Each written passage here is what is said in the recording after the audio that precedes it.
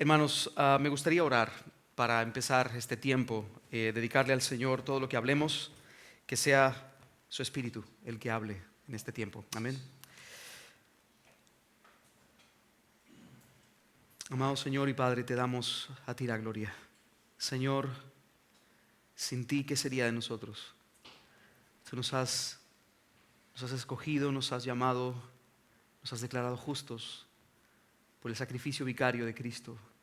Nos has adoptado y llamado a ser parte de tu familia, Señor. Nos estás santificando por la obra de tu Espíritu en nosotros, la vida de Dios en el alma del hombre. Y nos glorificarás eternamente contigo en una comunión sin fin, en tu presencia, para siempre. Señor, cuán grandemente bendecidos somos. Déjanos ver esa realidad. Y déjanos, Señor, como el pastor Will decía hace un momento, Señor, déjanos vindicar el concepto de la verdadera prosperidad. Entender, Señor, lo que significa ser prósperos, cristianos verdaderamente bendecidos. Señor, exhíbete también tú hoy frente a nuestros ojos. Usa este tiempo, Señor, para tu gloria. Y usa a este siervo débil en tus manos para compartir tu palabra. Te lo pedimos en nombre de Jesús. Amén. Amén. Bien, hermanos, quisiera comenzar con algunas frases que, bueno, espero que puedan ponerse en pantalla. ¿Sí? Sí, bien. Voy a leer algunas frases y quiero que medites en ellas por un momento. ¿Qué es lo que realmente quieres? Siéntate, escríbelo y pídelo, será tuyo. Ten fe, confía en que ya es tuyo. Ten una fe inquebrantable, cree en lo invisible. Ve las cosas que deseas como si fueran tuyas. Piensa que son tuyas, que te pertenecen. Arrebátalas. No hay sueño que no se haga realidad. Tienes en tu interior una fuerza creativa. Decláralo.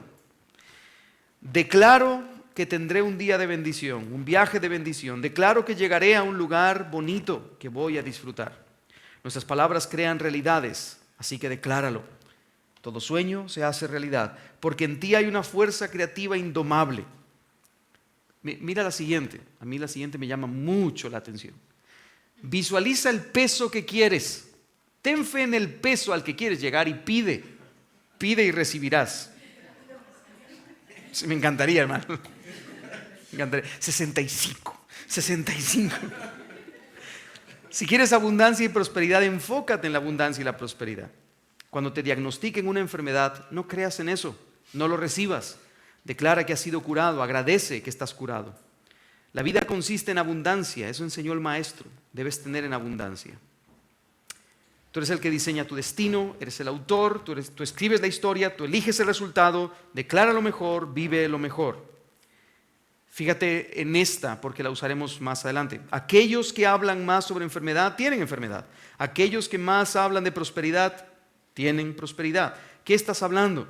Tienes el poder de la vida y la muerte. En tu boca hay milagros. Tus palabras tienen poder. Hermanos, quiero preguntar. Yo sé la respuesta, ¿verdad? Pero ¿es cristiano todo esto? ¿Son bíblicas estas frases, hermanos? Porque estas frases permean el internet. O sea, las redes sociales de muchos supuestos cristianos, especialmente en Latinoamérica, se llenan de estas frases. Pero ¿son bíblicas estas frases? Bueno, obviamente no, pero resulta que estas frases yo las saqué de dos libros en particular. Los tendréis en pantalla ahora mismo.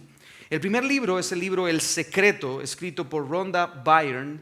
Es un estudio del pensamiento positivo y del nuevo pensamiento en la nueva era.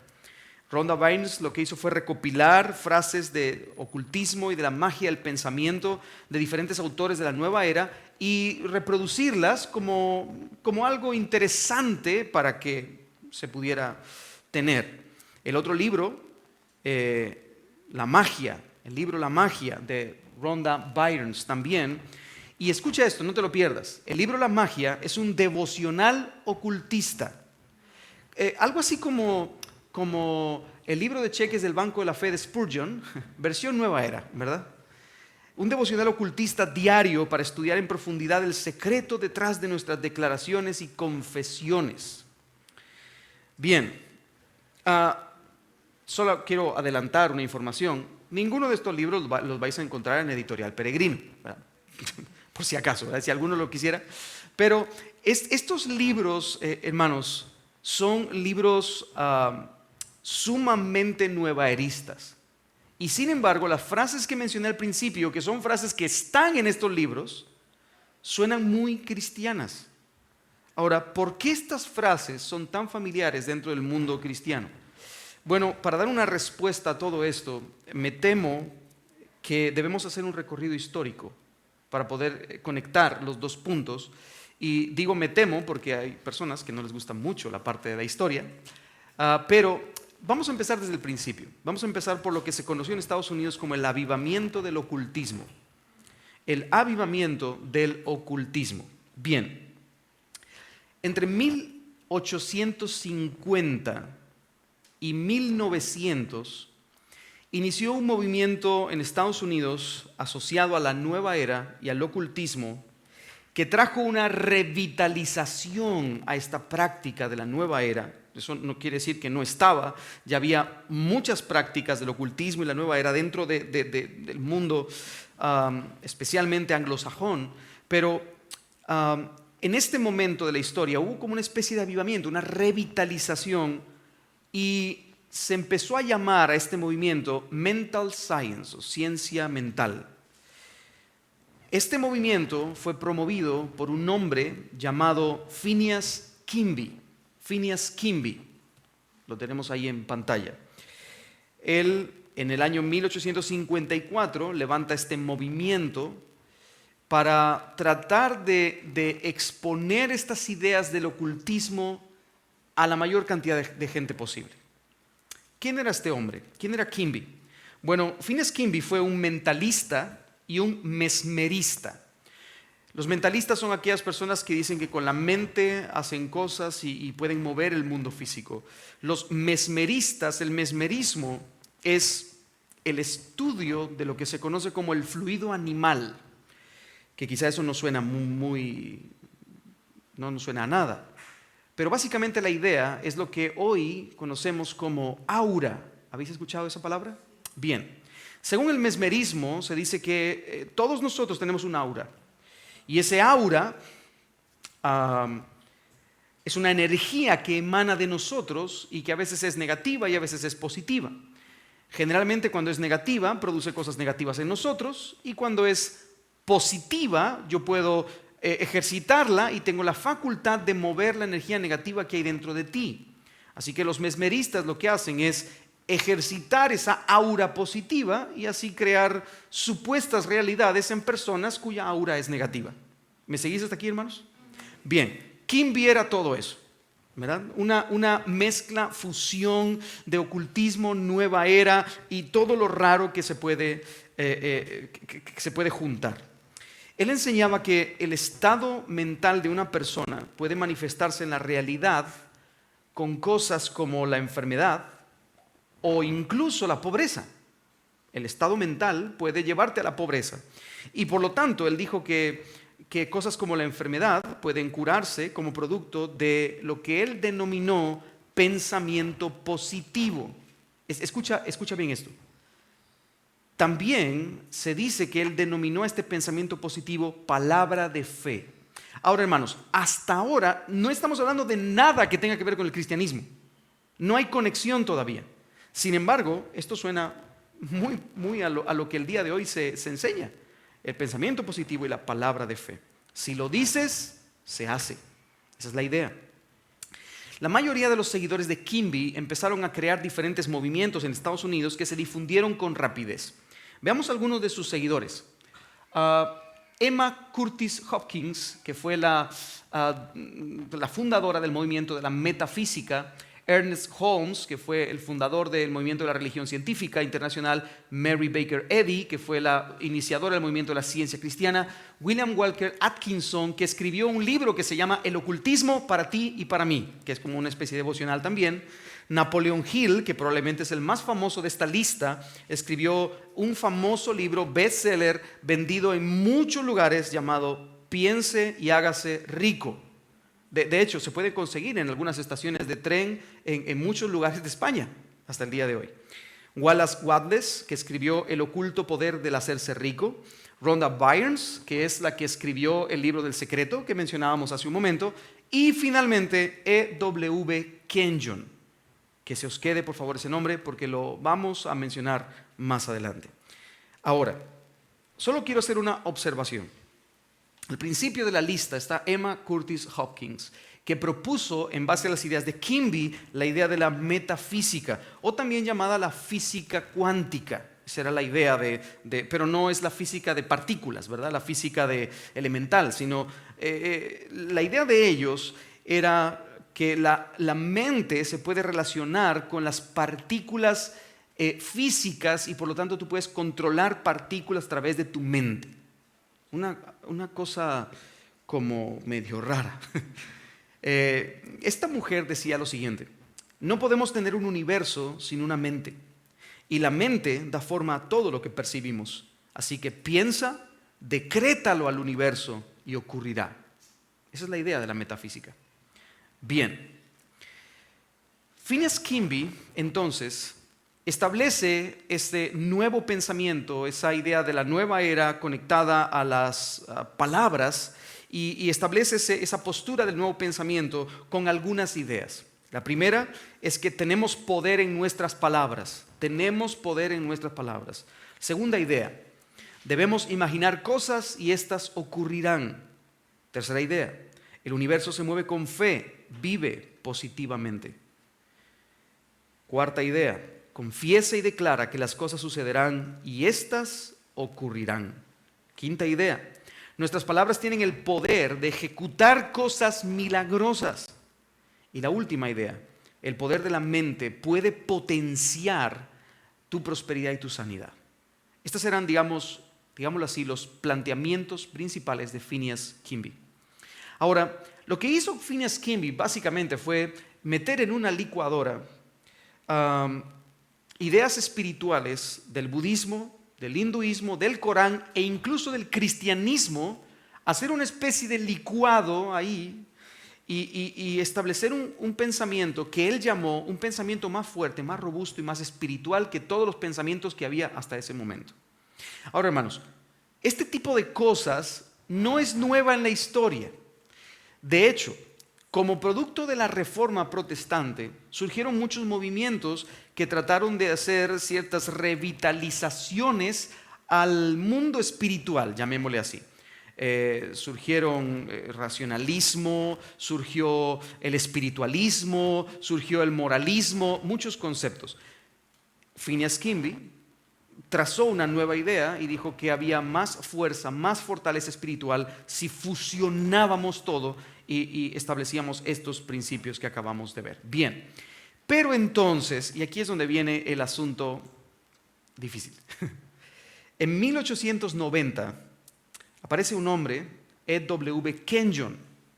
Él fue un pastor bautista en los Estados Unidos y parece ser que su ministerio no era un ministerio muy creciente, no era un ministerio muy visual, muy visible, y por lo tanto él tenía el deseo de implementar cosas nuevas para que de alguna forma pudiera su ministerio ser un poco más mediático, que pudiera crecer un poco más. Así que él fue invitado a una charla del nuevo pensamiento procurada por los seguidores de Phineas Quimby, y Kenyon asistió a la charla de Quimby. Pero no solo fue Kenyon, sino que a esa charla fueron invitados decenas de pastores en Estados Unidos. La intención era que estas ideas de Quimby pudieran penetrar dentro de la iglesia cristiana y entonces pudieran hacer su nido allí dentro y expandirse desde dentro hacia afuera. Inmediatamente, después de escuchar la conferencia, surgió un deseo en Kenyon por introducir este pensamiento, este nuevo pensamiento dentro de la iglesia. En ese momento, Kenyon dijo, y hermanos, siempre que nosotros veamos a alguien que recibe una revelación sobrenatural, ya sea de Dios mismo en persona, de Cristo en persona, que viene y te dice algo nuevo acerca de la iglesia, eso siempre va a ser una herejía, una secta, siempre. Lo dice el apóstol Pablo: si aún nosotros, un ángel del cielo, os anuncia otra cosa, junto con esto sea anatema, maldito del Señor. Ahora, convenientemente, Kenyon dijo que había recibido una revelación sobrenatural de parte de Dios que le llamó a iniciar un movimiento llamado declaración positiva. Bien, digo convenientemente porque, claro, yo puedo decir: el Señor me acaba de revelar, y inventarme cualquier cosa. Es una conveniencia. Ahora, Kenyon aseguraba, hermanos, y aquí está el meollo del asunto. Escucha bien esto. Kenyon aseguraba que la expiación penal sustitutiva, es decir, ese intercambio que Jesús operó por nosotros en la cruz del Calvario para pagar, para dar el pago delante de la justicia divina por nuestro pecado, ese intercambio por nosotros, esa expiación penal sustitutiva de Cristo aseguraba la sanidad de todos los creyentes. Kenyon decía que por derecho divino los creyentes tenían la sanidad asegurada.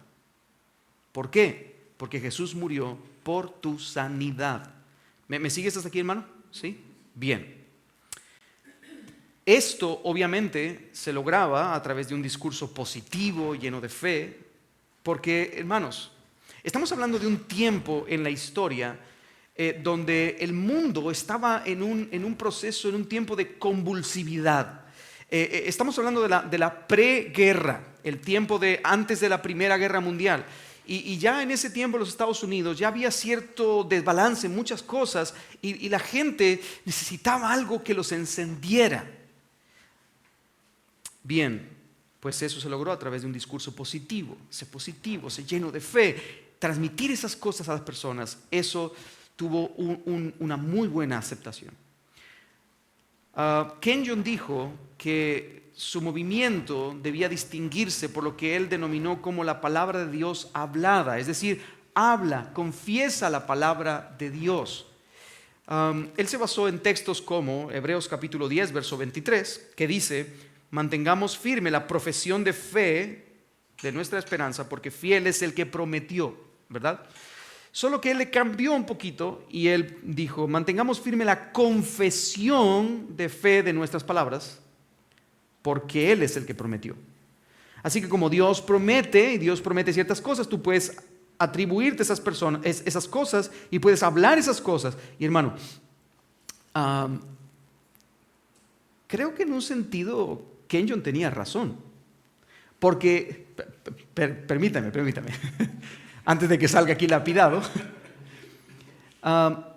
si yo me paro aquí enfrente de vosotros y yo digo: yo declaro en el nombre de Jesús que resucitaré, ¿podéis decir amén a eso? Sí, porque el Señor nos ha prometido que resucitaremos, ¿no es cierto? Entonces, en cierto sentido sí. Ahora, el problema con esto es que toman textos aislados de la Escritura, sacados de contexto, para crear verdades y asumirlas como propias y hablar esas verdades creando realidades, ¿verdad? Entonces ahí está el problema, hermano, porque yo creo que ninguno de nosotros tendría problema con decir, creemos en un Dios que es poderoso, creemos en un Dios que es sanador, creemos en un Dios que puede hacer milagros y maravillas, creemos en un Dios que puede sanar a alguien milagrosamente de la nada, ¿no es cierto? El problema es que cuando aislamos y sacamos cosas de los textos y formamos verdades y proclamamos esa palabra de Dios de forma hablada para mí, entonces ahí es donde está el problema. ¿Me seguís con esto, hermanos? ¿Sí?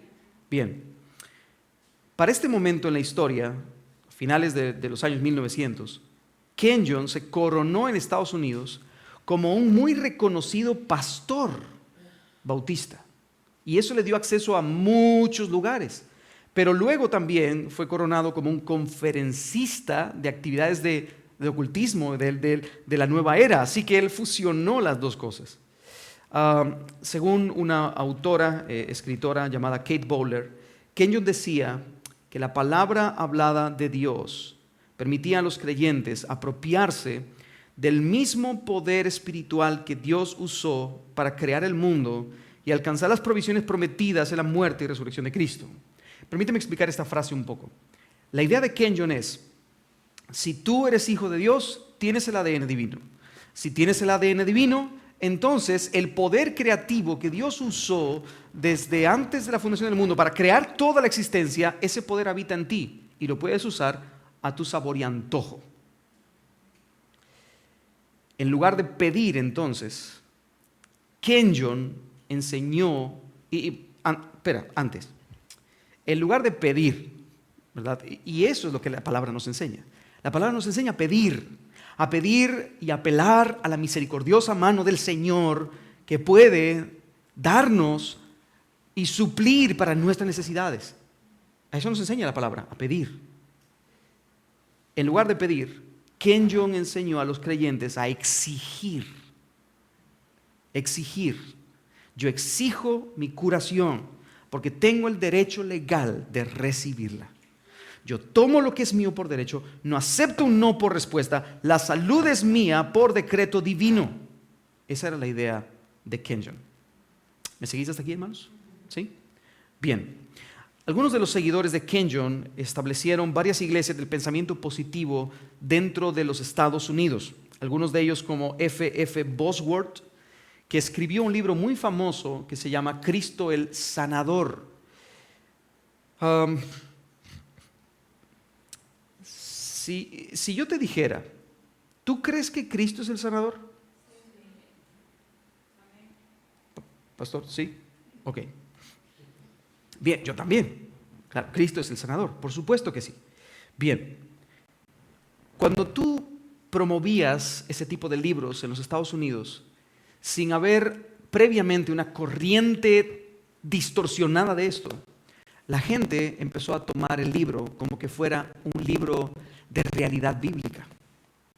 Porque no suena mal la idea de que Cristo es el sanador. Y cualquier cristiano honesto está de acuerdo con la idea de que Cristo es el sanador. Ahora, cuando tú abres el libro de F.F. Bosworth, tú te vas a encontrar con cosas como la sanidad te pertenece porque la sangre de Cristo ha sido derramada para eso. Tú tienes que aplicarte la sangre de Cristo sobre ti mismo para recibir la sanidad, etcétera, etcétera. Hay un montón de desfases muy sacados de contexto bíblico. Otro de los autores que se levantó en ese movimiento fue John G. Lake, que escribió también un libro llamado Sanidad Completa, donde obviamente pues el nombre es demasiado sugerente, ¿verdad? La idea es que tú puedes ser sanado completamente de todo hoy. Bien, pero seguimos, porque hay más. Entre la década de los 40 y 50, junto a esta idea, se levanta otro movimiento en Estados Unidos, un movimiento de liberación, de curación y de prosperidad. Por primera vez se empieza a escuchar de lo que se denominó como la prosperidad integral del cristiano. Toma las ideas de Kenyon, del Nuevo Pensamiento, toma las ideas de Kimby y establece un parámetro exagerado de algunas ideas bíblicas. Por ejemplo, pedid y recibiréis. Y entonces establecieron lo que se denominó las leyes de la fe. O dad y se os dará. Y se estableció lo que se denominó las leyes de la reciprocidad divina. Y hermanos, esto está en libros. O sea, los autores de esa década escribieron mucho acerca de estos temas, tanto de las leyes de la fe como de las leyes de la reciprocidad divina. En medio de esta década, en 1947, se levantó un telepredicador muy famoso llamado Oral Roberts. Oral Roberts tomó todas las enseñanzas anteriores, las de Kimby, las de Kenyon y las de sus seguidores como Bosworth o G. Lake, y él enseñó la llamada palabra de fe ya asociada a la prosperidad del creyente. Ya no solamente para la sanidad, sino para la prosperidad. Bien, por cierto, como un paréntesis, cerca de la década de los 50, a finales de la década de los 50, Oral Roberts visitó la ciudad donde yo vivo actualmente. Él aterrizó con su avión privado, hizo su campaña monumental en ese lugar y, escucha bien lo que voy a decir, él llevaba miles de fotos suyas y de su esposa, los dos en una foto. Y ellos vendían la foto a $1 a cada persona. La intención era una reinterpretación de Mateo 18. Donde estén 2 o 3 reunidos, ahí está el Señor. Así que cuando vayas a orar a tu aposento, ¿verdad? Tu lugar secreto, llévate la foto. Ahí estaremos, decía Oral Roberts, estaré yo, estará mi esposa y estarás tú. Y entonces la presencia del Señor estará en medio de ustedes. Bien, hermano, obviamente por un módico precio de $1. Hermanos, cientos de personas compraron esas fotos. Bien, Oral Roberts, de hecho es muy famoso en Estados Unidos. En Utah, él tiene una de las universidades, no es en Utah, es en Oklahoma. Él tiene una de las universidades más famosas que hay en Estados Unidos, la Oral Roberts University. Tiene un canal de televisión, un canal de radio. Bueno, es sumamente famoso este hombre, fue sumamente famoso. Él durante ese movimiento explicó las leyes de la fe, cómo, y él inventó un nuevo término. Él le llamó el pacto de bendición. Pacto de bendición. La idea del pacto de bendición, escucha hermano, es que Dios devolvería las donaciones que se hicieran 7 veces más. Que los donantes recibirían de fuentes inesperadas el dinero que habían donado. Solo tenían, por supuesto, que hacer 3 cosas. 1, creerlo. 2, hablarlo con su boca, porque hay que decretarlo. Y 3, dar lo que Roberts llamó la semilla de fe. Convenientemente, la semilla de fe tenía que ser depositada en el ministerio de Roberts. Claro. Hermanos, esto produjo un tremendo avivamiento en este movimiento. Pero la historia no ha terminado. En 1949, después de una presunta aparición de Jesucristo en persona, otra, el joven predicador Kenneth Hagin decidió unirse al movimiento de Oral Roberts.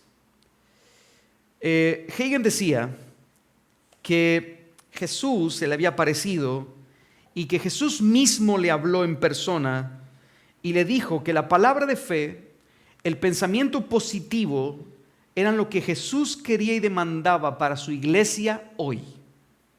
Era una mejor revelación que la que habían incluso tenido los discípulos de Cristo durante el tiempo de la existencia del Señor. Así que la iglesia debía de volcarse a ese pensamiento positivo, a esa palabra de fe. A este movimiento se unieron otros como T.L. Osborne, Gordon Lindsay, Creflo Dollar, Jesse Duplantis, John Austin y muchos otros más. Una gran cantidad de personas, de supuestos líderes espirituales, se involucraron en este movimiento. Y hermanos, de verdad podríamos dedicar horas a hablar de la parte histórica y profundizar y seguir profundizando, pero yo no quiero ser exhaustivo, sino específico en esto. Así que más o menos a partir de aquí, toda la historia en la parte norteamericana empezó a descender a Latinoamérica y trató de entrar en Europa. De hecho, el movimiento de la prosperidad, de la confesión positiva, trató de entrar en España más o menos en los años 70. Pero, afortunadamente, pues aquí por X y Y motivo no pegó lo suficiente. Sin embargo, me temo que la gran afluencia que tiene España de gente de Latinoamérica constantemente, eso va a generar en algún futuro que haya una presencia mayor de este movimiento aquí. Tal vez no de manera directa a través de iglesias, pero sí de manera indirecta dentro de las iglesias que ya están. Así que de todas maneras tenemos que tener cuidado. Bien, este movimiento, hermanos, tiene al menos 3 creencias básicas. Creencia número 1. Jesús compró todos los beneficios de la salvación para esta vida. Y obviamente yo debo de definir el concepto de la salvación tal y como ellos lo proclaman aquí en este mensaje, porque la idea de la salvación para ellos es no solamente la parte espiritual, sino la parte física, ¿verdad? Una vida con ausencia de problemas, con ausencia de enfermedad y con ausencia de pobreza. Básicamente esa es la idea de lo que la salvación también es. Pero quiero enfatizar la parte de para esta vida. Ese es el problema. Porque, hermanos, yo creo que podríamos coincidir en que Jesucristo sí compró todos los beneficios de la salvación. Todos. Incluyendo el beneficio de la glorificación, donde no habrá enfermedad, donde no habrá dolor y donde, hermano, todos seremos los más ricos de la existencia. Entonces, el problema es para esta vida. Ahí está el asunto. Aquí, dicen ellos, es donde debes disfrutar de todas las bendiciones que Cristo compró. La pobreza, dicen ellos, es una consecuencia del pecado. Y como Cristo expió el pecado, entonces ya no puede haber consecuencia del pecado, que es la pobreza, y por lo tanto no debe haber pobreza en el mundo cristiano. Nunca deberías experimentar el sufrimiento, nunca deberías experimentar la aflicción, y si lo haces es porque no tienes fe, ¿verdad? Ese es el mensaje habitual, ¿verdad? No estás teniendo fe. Además, ellos dicen que Dios prometió a Abraham tener una herencia material y financiera para esta vida, y por lo tanto en Abraham todo aquel que crea en él, en Cristo, tendrá también la misma chequera de Abraham. Si crees en Jesús, tendrás grandes bendiciones en esta tierra, en el aquí, en el ahora. El segundo pilar de este movimiento es, por supuesto, si tú quieres recibir todo esto, para recibir, ¿qué tienes que hacer? Claro, dar. Ese es el punto. O sea, el punto principal no se centra simplemente en los beneficios. Eso es solamente una oferta. El punto es que les pagues. Esa es la idea. La manera de recibir riquezas es aportando para el reino, pero específicamente en las iglesias y ministerios que ellos dirigen. ¿Por qué? Porque ellos son ministros ungidos por el Señor para poder proclamar esta bendición y prosperidad a todos los lugares. El tercer pilar de estas creencias es el famoso decláralo y reclámalo. La idea de ellos es la fe y la oración te empoderan. Puedes recibir todas las bendiciones aquí y ahora. Cuando oramos con fe, forzamos a Dios. ¿Escuchaste bien? Estoy leyendo literalmente ideas de ellos. Dice, cuando oramos con fe, forzamos a Dios.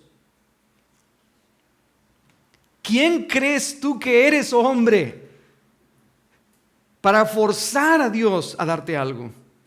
Sobre todo, dice, cuando declaramos que ya tenemos la bendición deseada.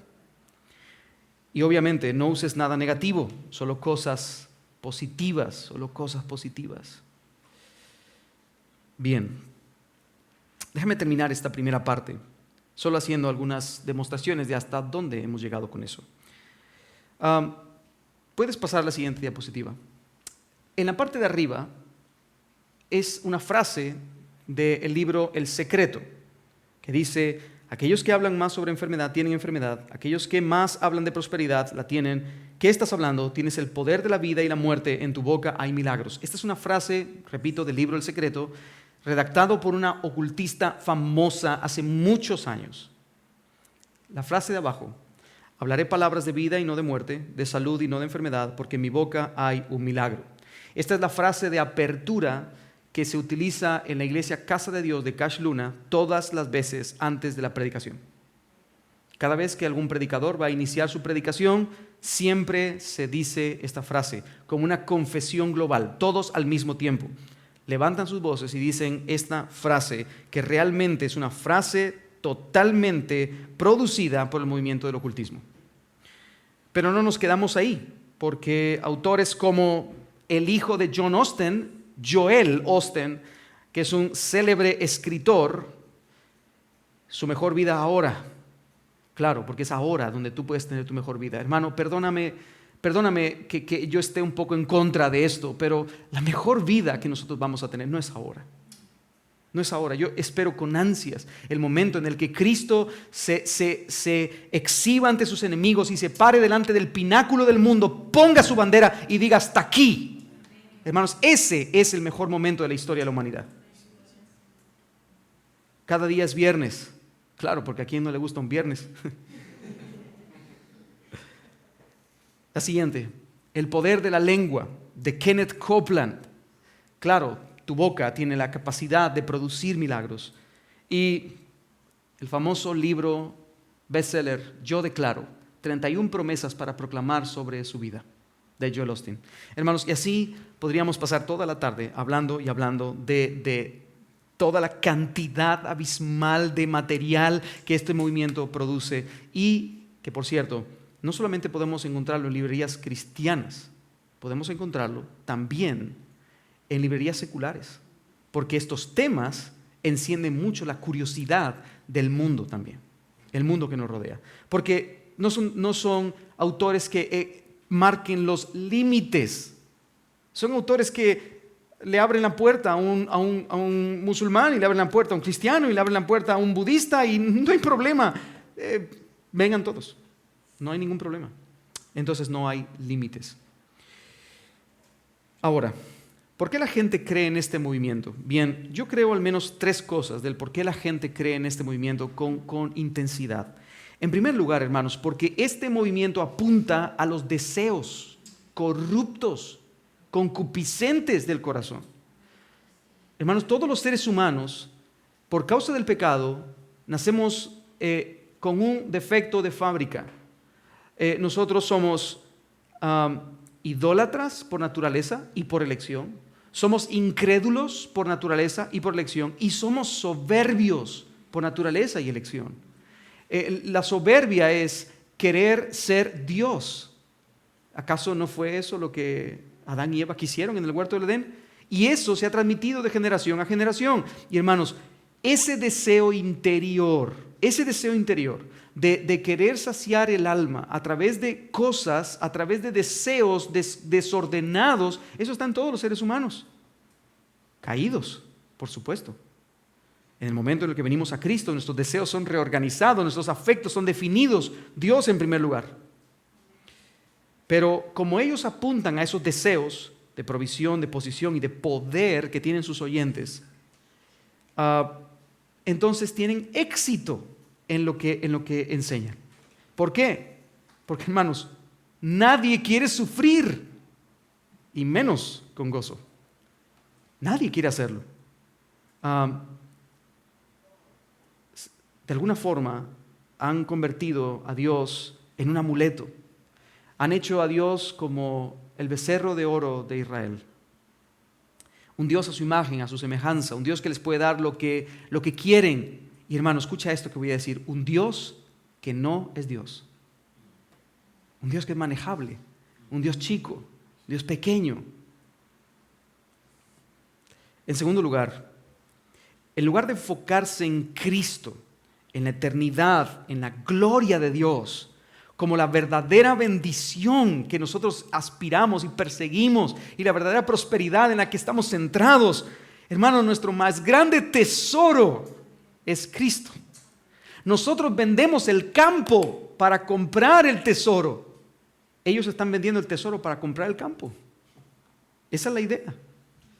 Y por lo tanto, enfatizan que vivimos nuestra mejor vida ahora. Y eso llama mucho la atención. ¿Por qué? Porque el cielo está demasiado lejos.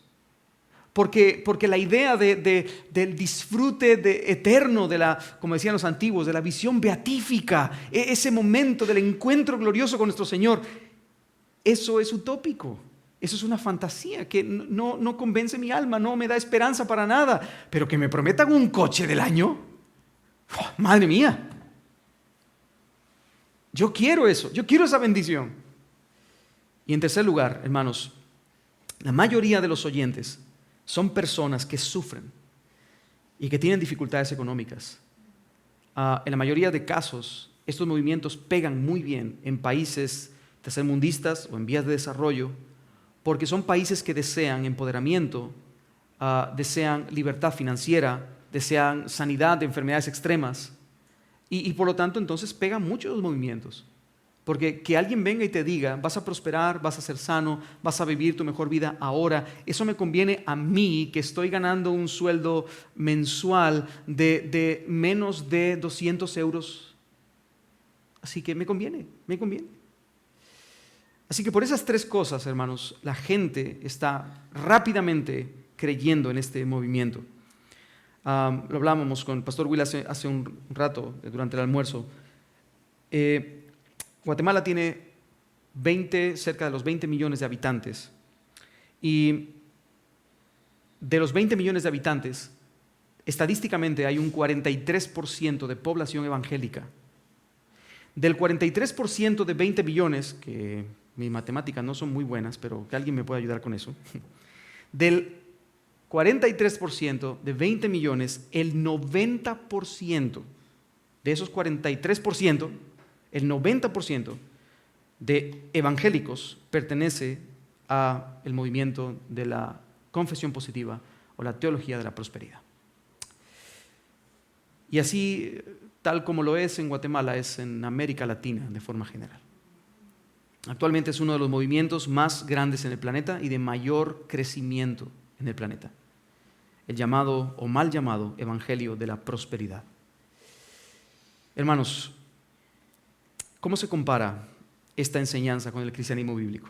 Después de haber dicho todo esto, ¿cómo se compara esta enseñanza con el cristianismo bíblico? Bueno, según la Biblia, hermanos, la prosperidad física, material, financiera, en el aquí, en el ahora, esa prosperidad de la cual se habla, no son marcas seguras del favor de Dios. O sea, no porque tú tengas un coche del año o porque tengas un piso de 350 metros cuadrados o puedas pasar un mes de vacaciones en Marbella, tú vas a tener el favor de Dios asegurado. No lo es así. La Biblia no dice eso. Si tú eres una persona, una en 1,000,000, que puede tener todas esas condiciones que acabo de mencionar y tienes el favor de Dios, gloria al Señor. Pero la Biblia no dice que una cosa dependa de la otra. Tampoco dice la Biblia que el sufrimiento es una evidencia del desagrado divino. Dios no pone a sufrir a aquellos que odia, sino cuánto odió a su Hijo, porque ha sido la persona que más ha sufrido en la faz de la tierra. De hecho, pareciera ser como que la Biblia nos advierte más sobre la trampa detrás de la prosperidad material que empujarnos a prosperar, ¿sí? Además, la Biblia nos dice que el sufrimiento es parte del propósito divino para los creyentes. Repito eso, ¿verdad? Porque a veces como que quizás no lo escuchamos, ¿verdad?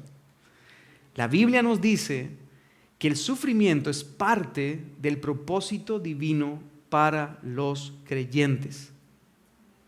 Primera de Pedro 1:3 dice: bendito el Dios y Padre de nuestro Señor Jesucristo, que según su grande misericordia nos hizo renacer para una esperanza viva por la resurrección de Jesucristo de los muertos, para una herencia incorruptible, incontaminada e inmarcesible, reservada, ¿dónde, hermanos?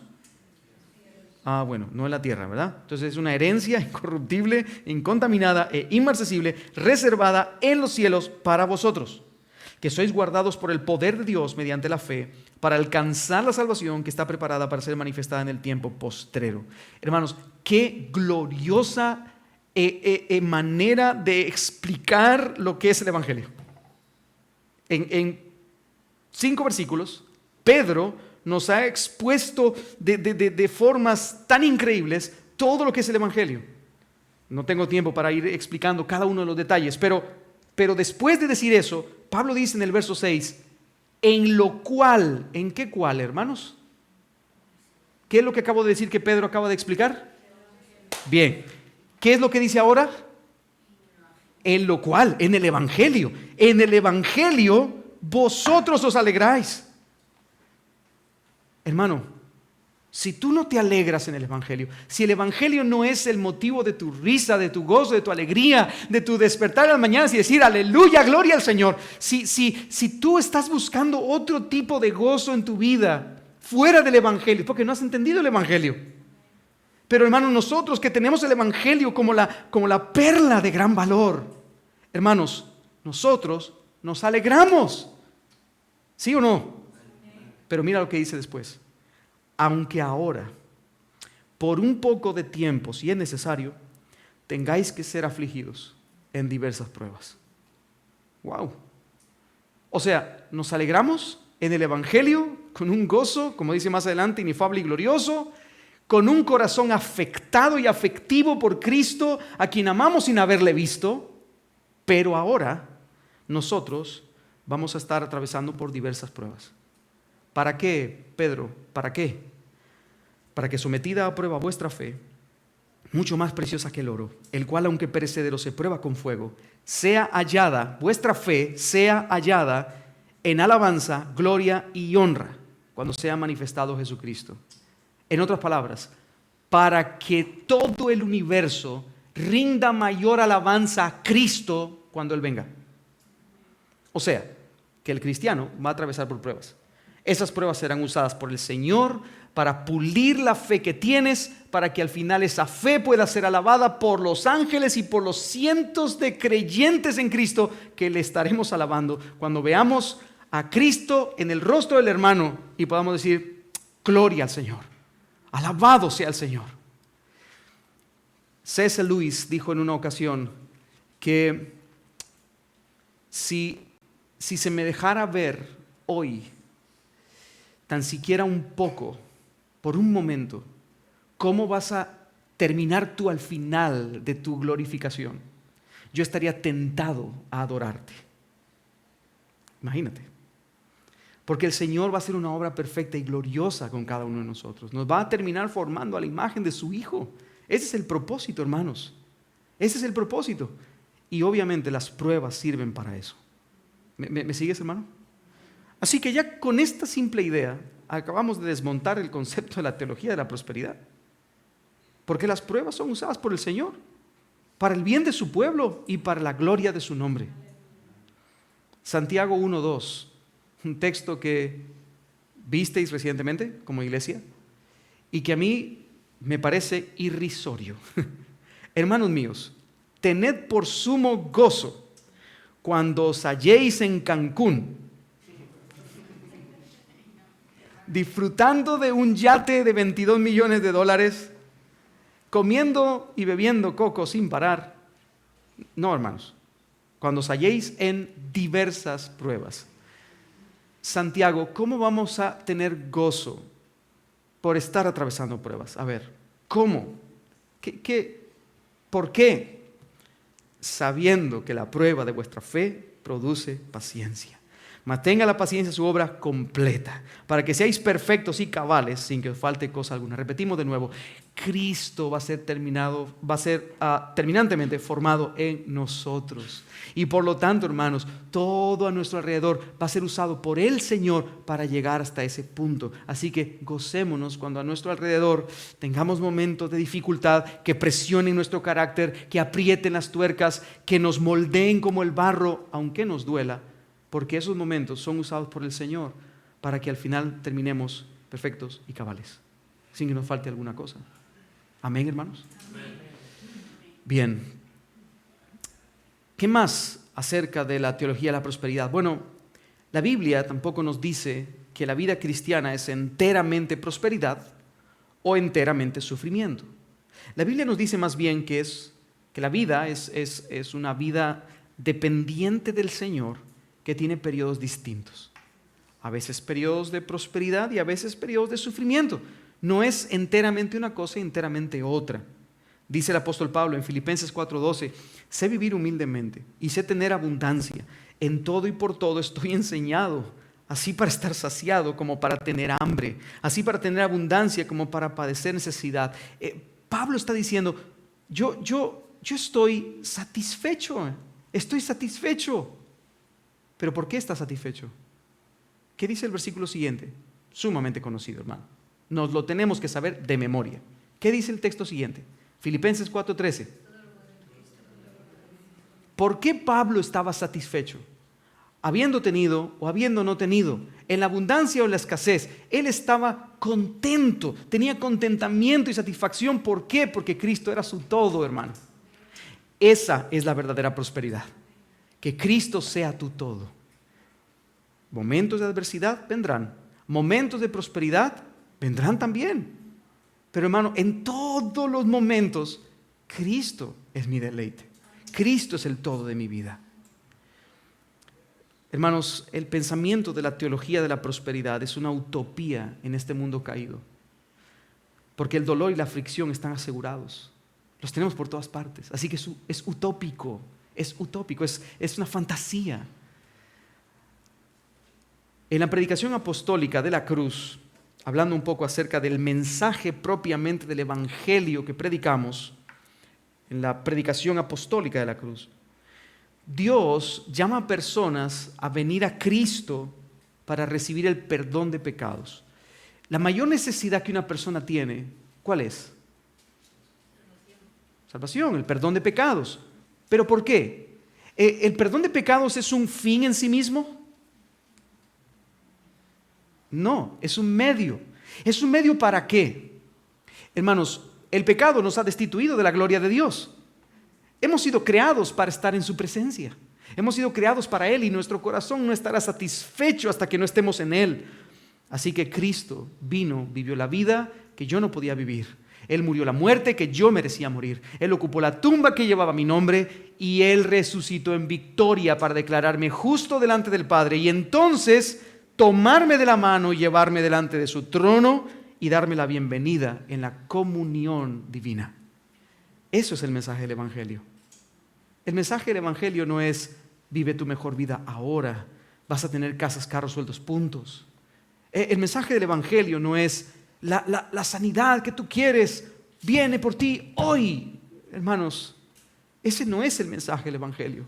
El mensaje del Evangelio es: estamos terriblemente corrompidos por el pecado, pero Cristo ha pagado la culpa que nosotros debíamos pagar. Cristo ha muerto por nosotros en lugar de nosotros. Él ha abierto un camino vivo y limpio delante de la presencia del Señor para que podamos acceder por medio de Él al trono de la gracia, donde encontramos el oportuno socorro para nuestras almas.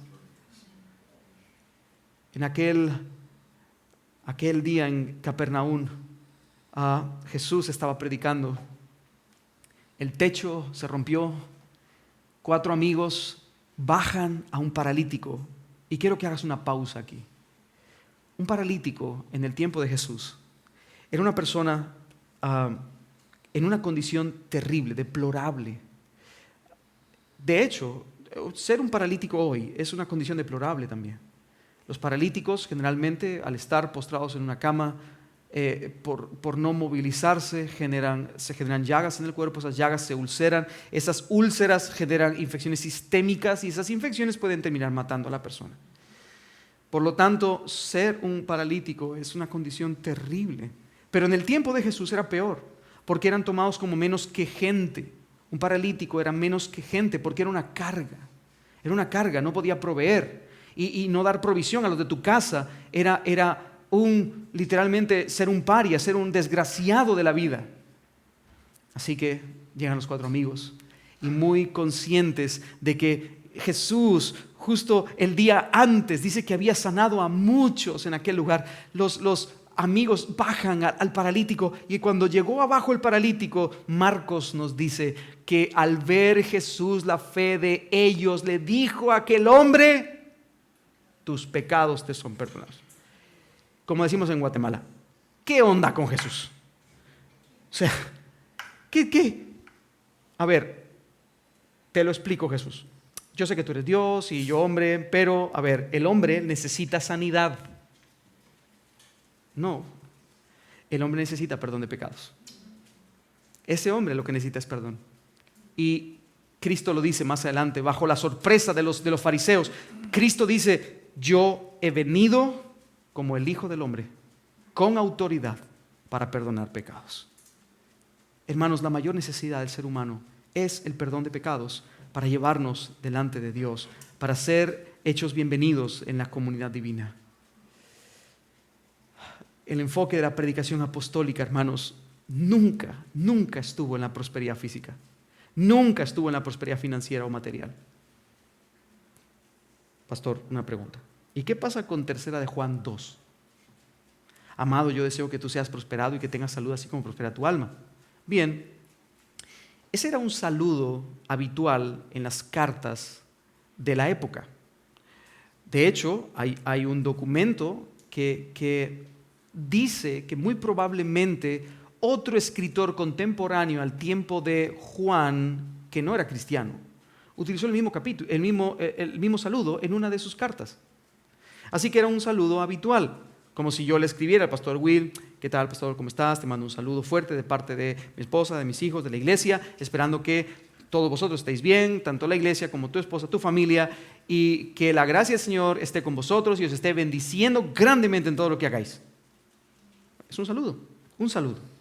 Así que no podemos utilizar ese texto como un pretexto para levantar un argumento del cual los apóstoles de Cristo jamás hablaron. ¿Me sigues, hermanos, aquí? ¿Sí? Bien. ¿Y qué dice de eso de la enseñanza de la prosperidad, de que la billetera de Abraham nos corresponde a nosotros por la fe? Bueno, es cierto, Dios le prometió a Abraham que sería heredero del mundo. Esta promesa se cumplió en la persona y la obra del Hijo de Abraham, de Jesucristo. Gálatas capítulo 3, verso 16 dice: ahora bien, a Abraham fueron hechas las promesas y a su simiente. No dice y a las simientes como si hablase de muchos, sino como de uno, y a tu simiente, la cual es Cristo. Así que todos los que creen en Jesucristo son hijos de Abraham y coherederos, como dice Gálatas 3:29, también está por ahí, Gálatas 3:29, si vosotros sois de Cristo, ciertamente el linaje de Abraham sois y herederos según la promesa. Está claro, ¿no? Yo creo que creemos. Bueno, pero eso es lo que dice la teología de la prosperidad. Bien, claro que sí, pero mediante la misma fe que ejerció Abraham, recibimos las bendiciones de la promesa. Claro, eso es lo que dice la teología de la prosperidad. Sí, espérate, tiempo fuera. Las bendiciones de la promesa, que es la salvación, son justificación, adopción, el Espíritu Santo como un sello en el corazón del creyente y la garantía, ¿escuchaste bien eso? Garantía, ¿sí?, de una herencia eterna, donde Dios gobernará perfectamente y para siempre. Y hermanos, ahí sí habrá verdadera prosperidad. Gálatas 3, 7 al 9 dice: sabed por tanto que los que son de fe, estos son hijos de Abraham. Y la Escritura, previendo que Dios había de justificar por la fe a los gentiles, dio de antemano la buena nueva a Abraham, diciendo: en ti serán benditas todas las naciones. Y lo somos. Lo somos. Hermanos, todas las bendiciones espirituales que tenemos en Cristo Jesús por la fe son incontables. De modo que los de la fe son bendecidos con el creyente Abraham. Pero, hermanos, los creyentes, hijos de Abraham por la fe, no vamos a poseer la totalidad de la herencia en esta tierra. Hebreos 13:14 dice: porque no tenemos aquí ciudad permanente, sino que buscamos la porvenir. Ese es nuestro camino. Vamos hacia allá. Y hermano, Apocalipsis 21:4: enjugará Dios toda lágrima de los ojos de ellos. Ya no habrá muerte, ni habrá más llanto, ni clamor, ni dolor, porque las primeras cosas pasaron. ¿Sabes? Lo digo de manera personal. A veces cuando por causa de la enfermedad, mi enfermedad, los dolores en mi espalda aprietan con fuerza, yo me abrazo a este texto y yo le digo: Señor, gloria sea tu nombre, porque allí no habrá dolor. Gloria sea tu nombre. Déjame experimentarlo y seguir sufriendo con gozo. Pero allí ya no más, allí ya no más. Y esa es nuestra esperanza, hermanos. Esa es nuestra esperanza. La verdadera esperanza es que allí tenemos la prosperidad plena, completa. Hermanos, la Biblia sí nos da una promesa de felicidad, de prosperidad y de ausencia de problemas, pero no aquí, no aquí. y no ahora. Hermanos, debemos tener cuidado entonces con esas enseñanzas. Bueno, pero ¿y qué pasa con el tema de dar? ¿Qué pasa? Porque ese es uno de los ejes centrales, ¿no?, de la iglesia de la prosperidad, el dar. Bien, ¿los creyentes deben dar, hermanos? Sí. Los creyentes, de hecho, tenemos el privilegio de dar generosamente para la obra del reino de Dios en esta tierra. Debemos hacerlo, tenemos el privilegio de hacerlo. Es más, cuando lo hacemos, el Señor generosamente nos bendice también para que sigamos dando. Pero, cuidado, porque los motivos del corazón son el problema. Yo no doy para recibir, yo doy para dar. Porque Dios se lo merece, porque mi corazón está por entero entregado a Él. Mira, una persona que da para recibir es una persona que está haciendo una especie de fondo de inversión, ¿no es cierto? Nosotros no estamos haciendo un fondo de inversión, estamos dándole al Señor de lo mucho que Él nos ha dado a nosotros. Hermano, está claro eso, ¿no? Creo que no, nada más que hablar. Así que debemos dar, sí debemos dar. ¿Y el Señor va a retribuir eso? Sí, el Señor lo hará. Dice el texto en 2 Corintios 9, 8 al 11. Dice: poderoso es Dios para hacer que abunde en vosotros toda gracia, a fin de que teniendo siempre en todas las cosas todo lo suficiente, abundéis para toda buena obra, como está escrito: repartió, dio a los pobres, su justicia permanece para siempre. Y el que da semilla al que siembra y pan al que come, proveerá y multiplicará vuestra sementera y aumentará los frutos de vuestra justicia, para que estéis enriquecidos en todo. ¡Aleluya! Dice. Espera. Para toda liberalidad. ¿Te das cuenta de eso? Que seas enriquecido en todo para que continúes dando. Para que continúes sirviendo a través de lo que Dios pone en tus manos, la cual produce por medio de nosotros acciones de gracias a Dios. Amén, hermano. Bien. ¿Y qué pasa sobre la enfermedad? La enfermedad, la aflicción del creyente. Bueno, recuerdo que el apóstol Pablo, en 2 Corintios 12, versos 7 al 9, él clama al Señor y en 3 ocasiones le pidió al Señor que le quitara el aguijón de la carne. Y el Señor le respondió: te basta mi gracia, pues mi poder se perfecciona en tu debilidad. Hermano, ¿fue una falta de fe la de Pablo? De ninguna manera. De hecho, Pablo había orado por otros, había puesto su mano sobre otros y habían habido milagros fuertes, visibles, rotundos. Y sin embargo, en esta oportunidad en particular, él no confesó, no amarró, no declaró, no aseguró, no proclamó, no vindicó, pidió. Y Dios le dio una respuesta. La respuesta fue no. La respuesta fue no. Pero no por algo más.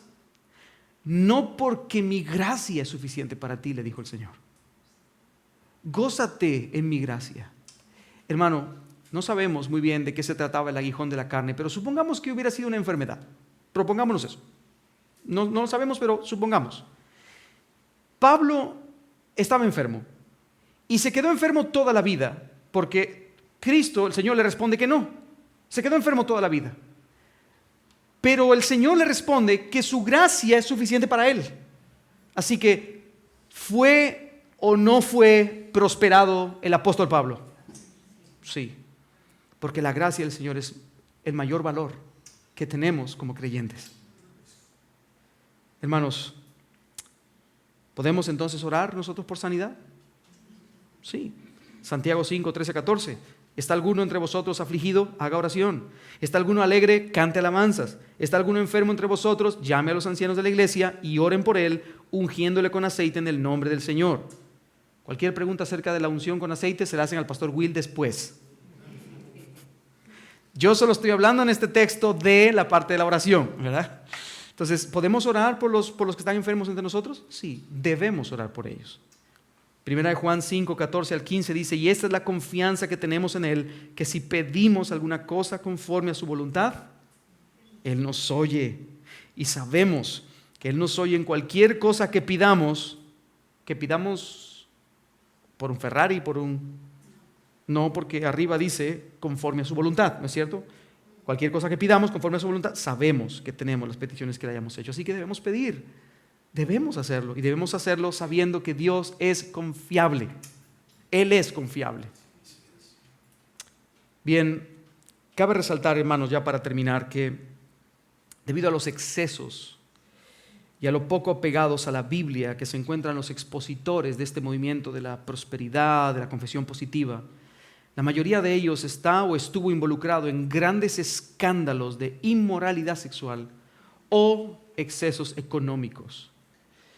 Algunos de ellos están siendo investigados por organismos internacionales por lavado de dinero, por narcotráfico, o están siendo el foco de noticias excesivas como compras millonarias de artículos en base a su aparente prosperidad, como el jet de $30 millones de Jesse Duplantis, o el inodoro de oro, sí, así como lo escuchas, el inodoro de oro, el váter de oro de,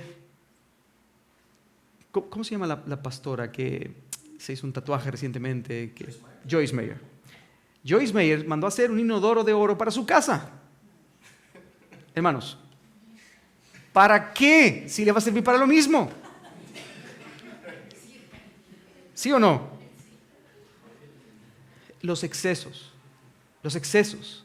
Hermano, y perdona que yo diga esto, perdona, pero qué ridícula y torpe y obstinada idea del corazón pecaminoso creer que es mayor prosperidad tener un inodoro de oro que tener la bendita perla preciosa y de gran valor que es Cristo. Hermanos, qué ridícula idea sustituir al glorioso evangelio del Señor Jesucristo por un puñado de migajas al que podemos llamarle un jet de $30 millones. Es una ridiculez. La mayoría de ellos, el día de hoy, tienen matrimonios y familias destruidas, tienen escándalos sexuales de por medio, pero como dice la palabra, han llegado a recibir en sí mismos la retribución por su extravío. Dice Spurgeon, cuando se está vacío de la palabra de Dios, se sustituyen las enseñanzas por humanismo, porque se te acabaron las ideas y necesitas entretener a la gente. Llegará el día, decía Spurgeon, en que los púlpitos estarán llenos de payasos que entretengan a las cabras y no de pastores que prediquen a las ovejas.